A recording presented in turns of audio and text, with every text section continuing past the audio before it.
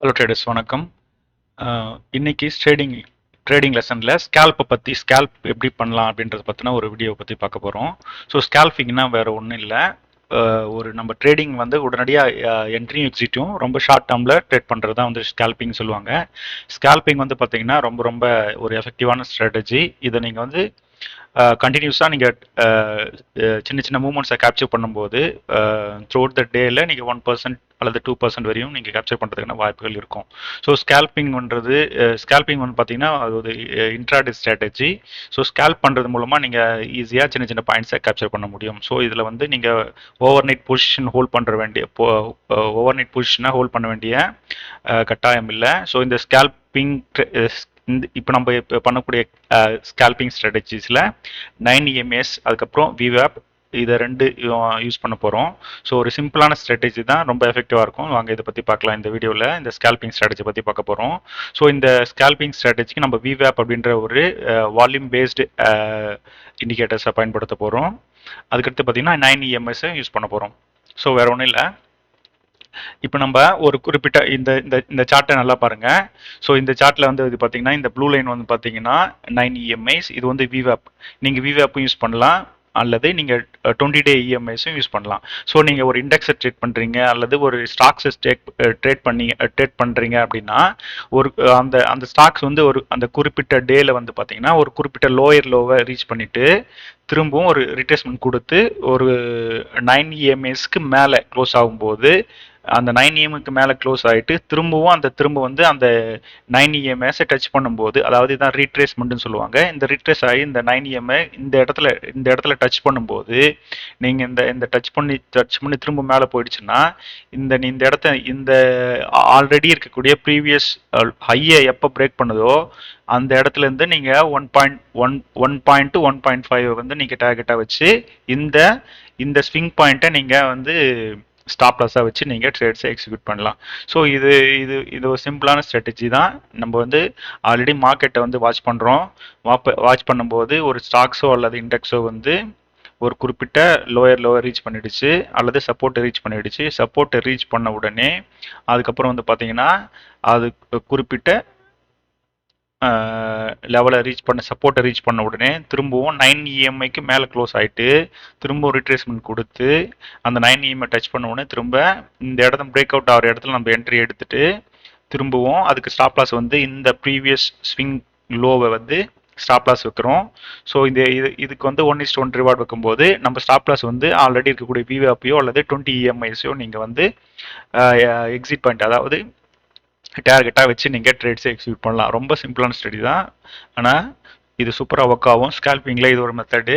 So நீங்கள் இதை trading use பண்ணி பாருங்கள். இதுக்கு தேவையான நம்ம ஆல்ரெடி பார்த்தோம். லோயர் அந்த ஸ்டாக்ஸோ இல்லை இண்டெக்ஸோ வந்து பார்த்தீங்கன்னா லோயர் டச் பண்ணிவிட்டு அல்லது ஒரு சப்போர்ட்டை ரீச் பண்ணிவிட்டு 9 EMக்கு மேலே க்ளோஸ் ஆகிருக்கணும். க்ளோஸ் ஆகிட்டு திரும்ப ஒரு ரீட்ரேஸ்மெண்ட் வந்து 9 EM கிட்ட டச் பண்ணும்போது திரும்ப அது மேலே போயிட்டு இந்த ப்ரீவியஸ் ஹையை பிரேக் பண்ணுற இடத்த வந்து நம்ம வந்து என்ட்ரி எடுத்துட்டு 20 EMIs அல்லது விவேப்பை டார்கெட்டாக வச்சு நம்ம ட்ரேட்ஸ் எடுக்கிறோம். ஸ்டாப் லாஸ் வந்து இதுக்கு கீழே வைக்கிறோம். ஸோ இதுதான் ஒரு சிம்பிளான ஸ்ட்ராட்டஜி தான், ரொம்ப எஃபெக்டிவாக இருக்கும். நீங்கள் உங்கள் ட்ரேடிங்கில் யூஸ் பண்ணி பாருங்கள். ஸோ இதுக்கு என்ட்ரி ரூல்ஸ் அப்படின்னா என்னன்னு பார்த்தோம்னா, நம்ம என்ட்ரி ரூல்ஸ்ன்னு பார்த்தீங்கன்னா இது வந்து லோயர் ரீச் பண்ணியிருக்கணும். ஒரு ஸ்டாக்ஸ் லோயரில் ரீச் பண்ணிவிட்டு நம்ம ஃபிபோனச்சி படி பார்க்கணுன்னா 0.3க்கு மேலே க்ளோஸ் ஆகிருக்கணும். ஃபிபோனச்சிலேருந்து 3.5 to 5 அந்த ரேஞ்சில் மேலே ஒரு 9 EMIஸ்க்கு மேலே க்ளோஸ் ஆகிட்டு ஒரு ரீட்ரேஸ்மெண்ட் கொடுத்துருக்கணும். ரீட்ரேஸ்மெண்ட் கொடுக்குற இடத்த வந்து நீங்கள் இந்த இடத்த வந்து வெயிட் பண்ணணும். திரும்ப இந்த இடத்த அந்த ப்ரீவியஸ் ஹையை பிரேக் பண்ணும்போது நீங்கள் என்ட்ரி எடுத்துட்டு ப்ரீவியஸ் ஸ்விங் லோவை ஸ்டாப் லாஸ் வச்சு அடுத்த 20 EMIஸை டார்கெட்டாக வைக்கணும். சிம்பிளான ஸ்ட்ராட்டஜி தான். ஸோ இதில் வேறு என்னென்ன கான்ஃபிடன்ஸ்லாம் இருக்குது அப்படின்னு பற்றி பார்ப்போம். இந்த ரூல்னு பார்த்தீங்கன்னா, ஸோ நீங்கள் எக்ஸிட் இடம்ன்றது வந்து விவேப் அல்லது 20 EMIs எப்போல்லாம் ரீச் ஆகுதோ அந்த இடத்த வந்து ரீச் பண்ணிடணும். ஏன்னா நம்ம லாங் ட்ரெண்ட் வந்து டவுன் ட்ரெண்டில் இருக்குது. இப்போ நம்ம வந்து ஒரு ஃபுல் பேக்கை ட்ரேட் பண்ணிட்டு இருக்கோம். ஸோ ஃபுல் பேக்குன்றது 0.5க்கு மேலே ரீச் ஆகும்போது உடனடியாக வந்து பார்த்தீங்கன்னா மார்க்கெட் வந்து ரிவர்ஸ் ஆகிடும்.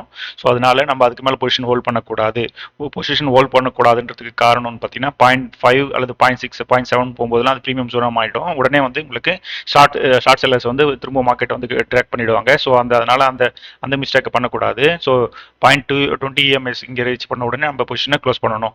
ஸோ ஒன்று. ரெண்டாவது வந்து பார்த்தீங்கன்னா ஸ்டாப் லாஸ் வந்து இந்த ப்ரீவியஸ் ஸ்விங் லோக்கு கீழே தான் வைக்கணும். இந்த ட்ரெண்டை வந்து பிரேக் அவுட் ஆன பிறகு தான் நீங்கள் ட்ரேட்ஸ் எக்ஸிக்யூட் பண்ணணும். இது ரெண்டாவது விஷயம். ஸோ நம்ம இந்த ஸ்ட்ராட்டஜியில் வந்து பார்த்தீங்கன்னா வின் ரேஷியோ வந்து 65 to 67 வரையும் இருக்கும். இது வந்து ரொம்ப எஃபெக்டிவானது. ஸோ சிம்பிளான ஸ்ட்ராட்டஜி தான். இந்த சப்போர்ட்டை ரீச் பண்ணிடணும். சப்போர்ட் ரீச் 9 EMA மேலே க்ளோஸ் ஆகிருக்கணும். ஒரு ரிட்ரேஸ்மெண்ட்டு கொடுத்து இந்த பிரேக் அவுட் ஆகும்போது என்ட்ரி, அடுத்து 20 EMA ரீச் பண்ணும்போது எக்ஸிட். ஸோ இதுக்கு ஸ்டாப் லாஸ் வந்து இங்கே வைக்கிறோம். ஸோ வின் ரேஷியோ வந்து 65% வரையும் இருக்கும். ஸோ இது ஏன் ஒர்க் ஆகும் அப்படின்னு பார்த்தீங்கன்னா அதுக்கு பின்னாடி இருக்கக்கூடிய காரணம் என்ன பார்த்தீங்கன்னா மார்க்கெட் வந்து இந்த ஷார்ட் செல்லர்ஸ்லாம் வந்து ஷார்ட் பண்ணிகிட்டே இருக்காங்க. ஸோ இந்த ஷார்ட் பண்ணி இந்த சப்போர்ட்டை ரீச் பண்ண உடனே 9 EMA மேலே க்ளோஸ் ஆன உடனே வந்து பார்த்தீங்கன்னா ஷார்ட் செல்லர்லாம் கொஞ்சம் பேனிக் ஆகிடுவாங்க. ஏன்னா மார்க்கெட் வந்து மேலே போகிறதுக்கான வாய்ப்புகள் அதிகமாக இருக்குது. அவங்க இன்னும் கீழே போவோம் அப்படின்னு நினச்சாங்க. ஆனால் மார்க்கெட் வந்து மேலே வந்துருச்சு.